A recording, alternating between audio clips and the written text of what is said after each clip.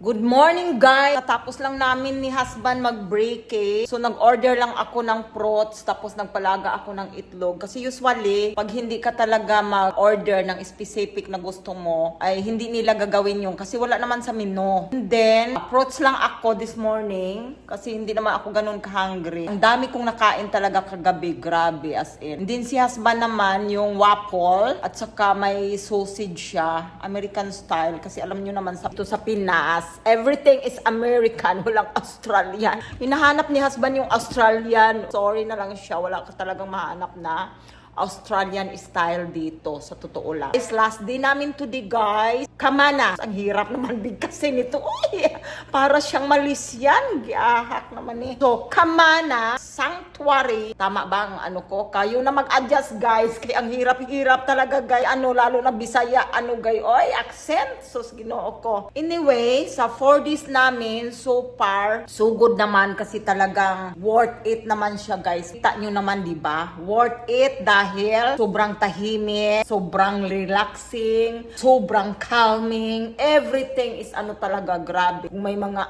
kayo, problema kayo dyan sa buhay nyo, gusto nyong magpagsa, dito ang perfect spot na puntahan nyo. Ayaw nyong maraming tao, kasi di ba pag sinabi mong beach, maraming tao talaga yan. Dito na ang pupuntahan nyo. Pag ayaw nyo ng crowded na bonggang-bongga, ito talaga guys ang pupuntahan nyo. Okay? Sinasabi ko sa inyo.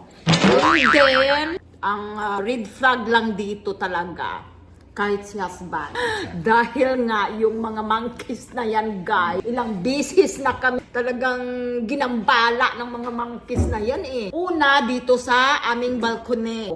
Nag-upo-upo ako dyan, and then si husband naman na laptop, mabuti na lang ako, yung ko, papunta dito. Kasi nanggagaling sila dito sa gilid. So ngayon, pag ko, nagugulat ako, nandyan na yung mga unggoy na yan. Sus, ginoo ko guys, sobrang nagulanta kami, hindi ko alam kung babatukin ko ba. Wala naman akong pambatok. So pumasok na lang kami ni husband pero natataranta muna kami. Pangalawa guys, doon kami nagtambay-tambay sa harap ng beach. Relax. Alam nyo naman, di bang sobrang lawak doon talaga. Walang mga tao. And then, nag-order kami ng red wine. And then, may mga kasama nibbles. Ay sus, ginoo ko. Bigla na namang sumulpot itong mga unggoy na ito. Ay, sa taranta ko guys, kung paano sila mapaalis. Kasi talaga sila nakikinig kahit sigawan mo pa. Or mas sila pa yung galit sa'yo, yung unggoy. Kasi ganun ko.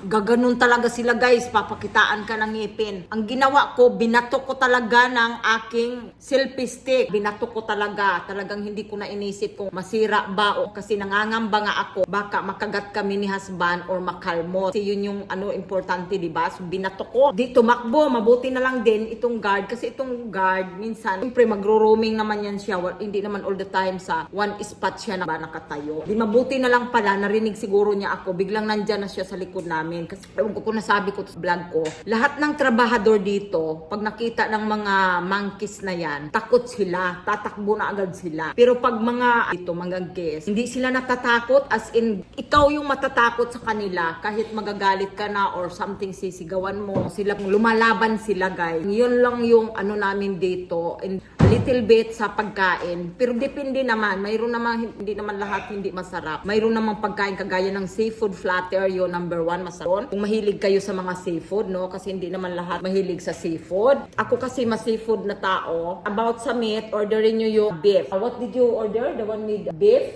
What it's called? Just a beef. Beef steak guys. Masarap din yung beef steak nila. It comes up with broccoli and cauliflower. Masarap. And mashed potato. Oo, mashed potato. Masarap yon. Yeah, Kasi yung iba naming natikman ni husband, yung chicken, hindi siya nasarapan no. Chicken, Parmesan. Hindi siya masyadong, hindi daw very nice yun. Depende sa order nyo. Kasi kami ni husband, ang ginagawa namin, as long as we could, talagang itatry namin yung iba't iba.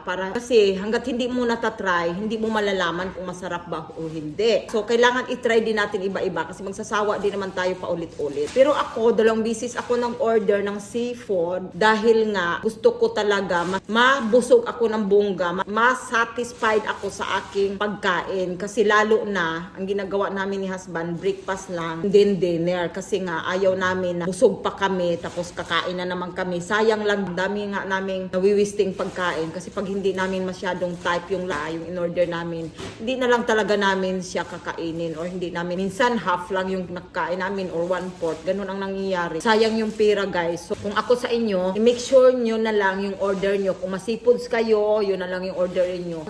Tanong ako kung may oyster sila dito, every weekend lang daw sila may oyster. Dahil nga, paalis na kami bukas, so hindi namin maabutan yung oyster. Yan din yung favorite food ko. Pag sa breakfast naman, kayo nang bahala din. So, almost breakfast nila mga mga basic lang corned beef, or mga dyan, yung mga itlog, mga fried scramble, something like that. Hindi man ako mahilig sa mga ganyan, no, lalo na yung mga corned beef. So, kumakain ako pero hindi talaga favorite. Kaya nag-order na lang ako kanina ng boiled egg. As in, specific guys, kailangan yung sabihin sa kanila kung anong gusto nyo. Kasi gagawin naman nila kahit wala sa menu. Kagaya nung boiled egg, wala naman sa menu. And also, take note, kung kayo ay mahilig kayo sa tea, coffee. Ako kasi, nakasanayan ko na sa Australia na yung nilalagay sa either coffee or tea, kahit ano pa man dyan, nasanay ako sa fresh milk. Ayaw ko yung mga creamy na yan na kagaya dito, cream na powder. So, hindi ako nasasarapan. Nasanay kasi ako sa Australia. Ngayon, kailangan itanong nyo yun guys sa kanila mismo. Kung may fresh milk sila kasi hindi nila talaga dinidisplay or hindi nila nilalagay sa menu nila. Imagine, last din namin today, tapos ngayon ko lang nalaman na may fresh milk pala sila. Magre-request ka nga lang. So, ayun na find out ko for the last day namin guys. Kasi nga, hindi ko naman alam na meron sila. Hindi si husband, hindi din siya nagtanong. So, nagtsatsaga na lang siya doon sa cream. Ngayon, alam na niya. So, ayun guys, ang mga kailangan nyong gawin pag pumunta kayo dito. I-request nyo sa kanila na gusto mo ganito, ganyan. Gagawin nila para sa'yo yung gusto mo. Kasi ganun na, customer is always right. Ay, syempre, nagbabayad tayo dito. Kailangan satisfied naman tayo, no? Gawin nila yung best para sa atin. Kasi bayad naman tayo. Imagine kami dito, 4 days. Kami nag-stay sa hotel na ito. 15,000 a night. Naka-promo pa yan ha. I don't know magkano talaga yung pinaka fully price nila. Kataon lang talaga nag-promo ito. Ginrab na agad ni husband yung pagkakataon. Pero hindi naman lahat ng room ganun ang price. Depende yan sa room na ibubok nyo. Siyempre may low price din. Affordable naman para sa atin. Kayo na ang bahala guys. So ayun lang guys yung aming mga kaganapan sa araw na ito guys. Dito sa Camana. Experience namin ay talagang mga nabulabog kami ng monkeys na yan guys. Sa Ginoo ko, imbis na mag-relax ang nangyari sa amin, naratol ba, nagkatataranta sa mga takot talaga ako sa unggoy guys, sa totoo lang guys. Kasi nakakatakot naman talaga yung kagatin ka, di ba? Mayroon na nga daw nakagat dito guys at saka nakalmot, siguro dinala nila sa ospital, sabi nung isa sa mga trabahador dito. Kasi bawal na bawal ka silang pakainin guys, wag mo silang pakainin. Once na makita kasi nila na may pagkain ka, malakas ang pang-amoy nila, malakas ang radar nila sa mga pagkain guys. Bigla silang lalapit sa iyo, hindi sila natatakot sa tao. Akala ko natatakot sila kasi nga 'di ba sa gubat naman yan sila nakatira. Pero ito, hindi talaga guys, talagang sila pa ang susugod na nakawin yung pagkain mo. Kaya babantayan mo talaga. Kaya kami ni husband para kaming paranoid, lagi kaming nakasilip. Every time na maghahang out kami doon, talagang ang mga mata namin nakaano na sa paligid kasi bigla na lang silang nasolpot. So anyway guys, ganun lang yung aking vlog for today. Thank you for watching. Have a good day to all. Mwah.